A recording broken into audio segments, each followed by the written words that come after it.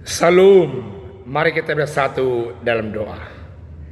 Damai sejahtera yang melampaui setiap akal dan pikiran manusia, kiranya menyertai saudara-saudara sekalian di dalam Kristus Yesus Tuhan kita yang bangkit itu. Amin.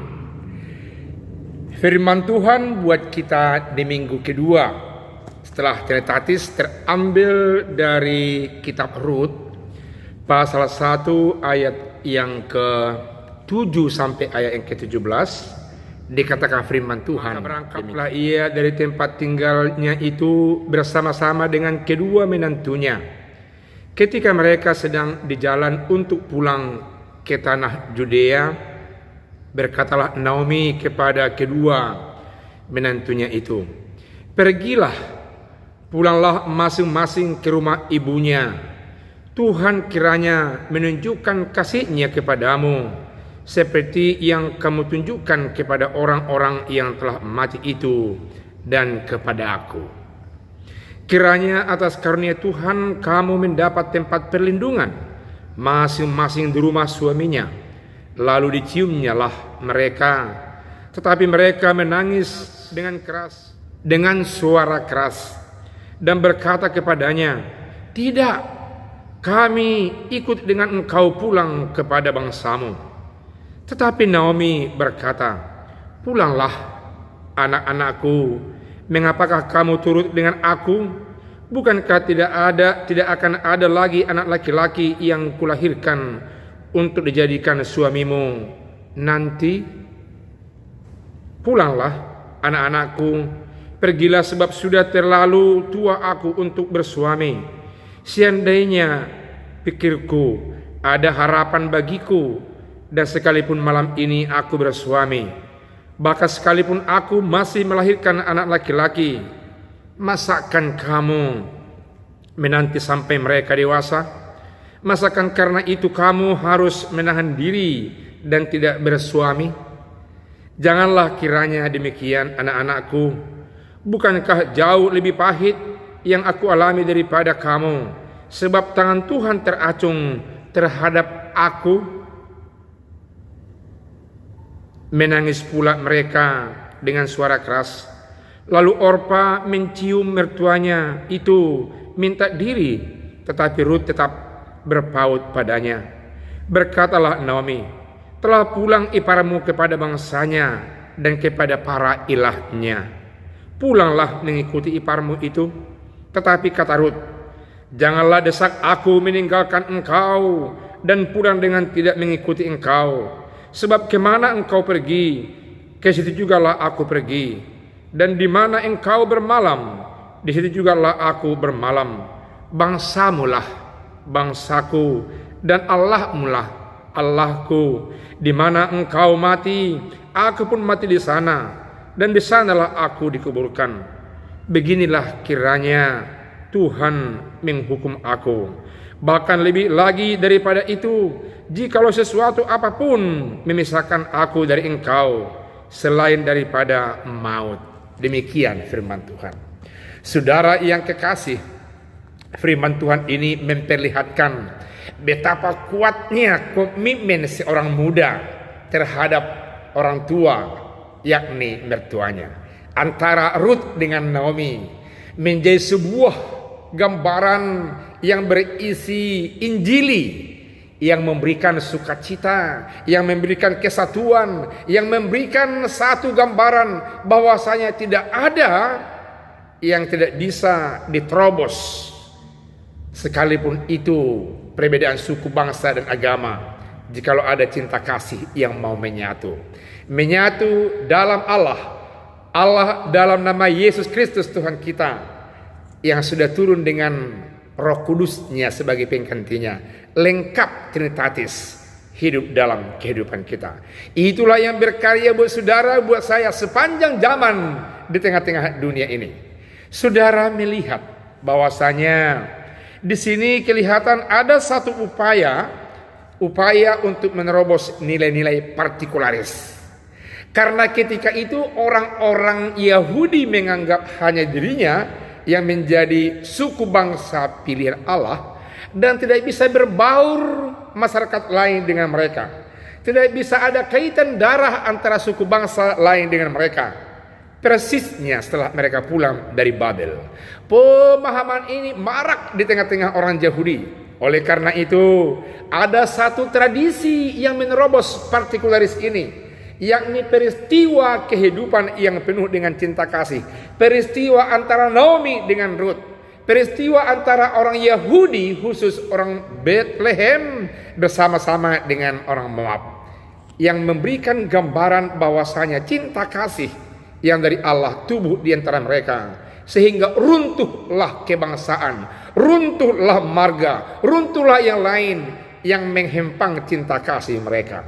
Dikatakan Ruth ketika mertuanya mau mengatakan supaya Ruth pergi mengikut abang kakak iparnya, yakni Orpa, meninggalkan dia saat mereka pulang dari Moab. Ruth mengatakan bahwasanya bangsa mula bangsaku, Allah mula Allahku, di mana engkau singgah dan bermalam, aku juga ikut di situ singgah dan bermalam. Tidak ada yang bisa memisahkan engkau dan aku, sekalipun berbeda suku bangsa kita, kecuali maut memisahkan kita.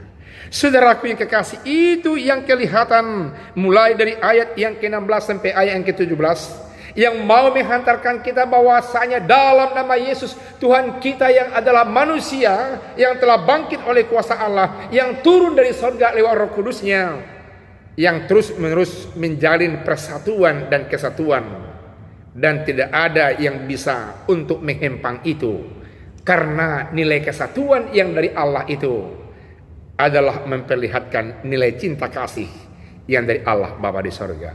Carilah nilai-nilai kesatuan yang abadi, nilai cinta kasih yang mengikat kesatuan, sehingga runtuhlah segala tembok-tembok yang mau menghempang kesatuan di antara sesama umat manusia. Cari nilai-nilai kesatuan di tengah-tengah gereja. Tariklah segala sesuatu jika ada persoalan kepada hal-hal yang menyatukan. Pelihara dan jagalah cinta kasih yang menyatukan di tengah-tengah keluarga, di tengah-tengah masyarakat, di tengah-tengah bangsa, supaya kasih Tuhan semakin nyata, hidup dan berpengaruh di tengah-tengah sesama kita. Saudaraku yang kekasih, hal itu bisa terjadi jikalau kita memelihara cinta kasih itu.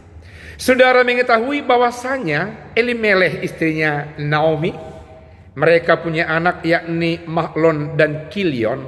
Mahlon mengawini Orpa dan Kilion mengawini Ruth, dan mereka adalah orang yang berbeda suku, marga dan bangsa.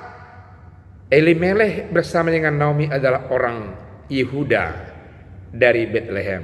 Karena bahaya kelaparan, mereka pergi ke Moab. Hal yang tidak wajar dilakukan oleh orang Yahudi, tapi mereka pergi dan mampu menyesuaikan diri masuk dalam persendian kehidupan masyarakat biasa, sehingga anak mereka pun bisa menyatu, malah mengawini orang-orang yang ada di Moab. Itulah Orpa dengan Ruth. Malang menemui keluarga itu sehingga Elimelech meninggal. Demikian juga dengan Mahlon dan Kilion meninggal. Tinggallah perempuan-perempuan menjadi janda. Naomi menjadi janda, Orpa menjadi janda, Ruth menjadi janda. Ketika itu sudah pulih kembali keadaan di Yerusalem, khusus di Bethlehem, maka Naomi berencana akan pulang, dan dia memberikan kebebasan kepada kedua menantunya untuk tidak mengikut dia, karena dia bisa menempatkan diri karena cinta kasih yang ada dalam dirinya, cinta kasih yang dari Allah, supaya kedua menantunya orang Moab ini tinggal saja di Moab, bisa kawin kembali karena itu adalah hak mereka. Namun demikian, kedua menantunya itu pada awalnya menolak. Tapi karena begitu tegas dan jelas berpikir Naomi, sehingga Orpa menjadi tinggal di Moab dan tidak ikut kembali ke Bethlehem atau ke Israel. Namun demikian, Ruth yang telah memahami bagaimana cinta kasih Allah mertuanya, yang sudah merasuk makna cinta kasih Allah jauh dalam hidupnya, dia mengatakan bahwasanya dia akan tetap ikut dan tidak mau berpisah dengan sang mertua, karena cinta Allah membara dalam kehidupannya. Mereka pulang kembali karena dia mengatakan bahwa Allah mula Allahku, Allah Naomi lah Allahnya, Allah Yahweh dalam nama Yesus, hingga kepada saudara dan saya kepada saat ini. Di mana engkau berhenti jikalau engkau menghadapi sesuatu tantangan, aku juga berhenti dan bermalam di situ. Hanya maut yang bisa memisahkan engkau mertuaku dengan aku. Mereka pulang.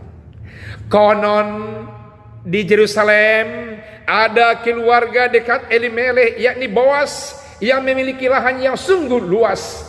Alhasil akhirnya Boas jatuh cinta dan mengawini Ruth, dan mereka diberkati Tuhan anak namanya Obed. Obed melahirkan Isai, dan Isai melahirkan Daud. Daud akan melahirkan dari keturunannya Yesus Kristus yang janjikan oleh para nabi. Sehingga genaplah bahwasanya juru selamat Allah Bapa di sorga yang menjanjikan Mesias itu akan lahir dan benar-benar lahir, Yesus Kristus. Justru kelihatan kalau kita melihat muara asal usul mereka adalah perkawinan silang antara orang Yahudi dengan orang Moab. Saudaraku yang kekasih, tidak bisa terlampau fanatik dengan suku bangsa kita. Tidak bisa terlampau tertutup menjadi orang yang sangat eksklusif. Meskinya menjadi orang yang inklusif, yang terbuka, apalagi sudah sama-sama menerima anugerah berkat Tuhan yang dalam Tuhan kita Yesus Kristus. Dikatakan firman Tuhan, pengikut Tuhan yang setia tidak memandang perbedaan suku bangsa, marga, latar belakang pendidikan, keadaan dan materi, dan selalu bisa saling menerima dan saling memberi, apalagi yang diikat cinta kasih yang dari sorga dalam nama Yesus. Partikularis menjadi berubah menjadi orang yang terbuka, orang yang eksklusif berubah menjadi orang yang inklusif, karena disitulah kelihatan cinta kasih Yesus, cinta kasih Allah yang universe. Kiranya firman Tuhan ini menggagasi kita melihat hidup ini lebih luas dan bisa membawa pengaruh terhadap sesama, malah terhadap ciptaan Allah lainnya. Dalam nama Yesus kita menyambut firman Tuhan ini. Amin, kita berdoa. Terima kasih Allah yang sungguh baik, yang sungguh-sungguh mengkritisi pikiran kami yang terkadang jatuh dan picik hanya melihat suku bangsa kami yang patut kami kasihi. Ternyata Tuhan mengajari kami bahwa semua umat di tengah-tengah dunia ini patut kami kasihi jikalau sungguh-sungguh kasih Allah berdiam dan mengingat kami dalam nama Yesus. Jadilah kami orang yang terbuka, yang saling mengasihi, termasuk kepada ciptaan Allah lainnya. Dalam nama Yesus kami berdoa. Amin.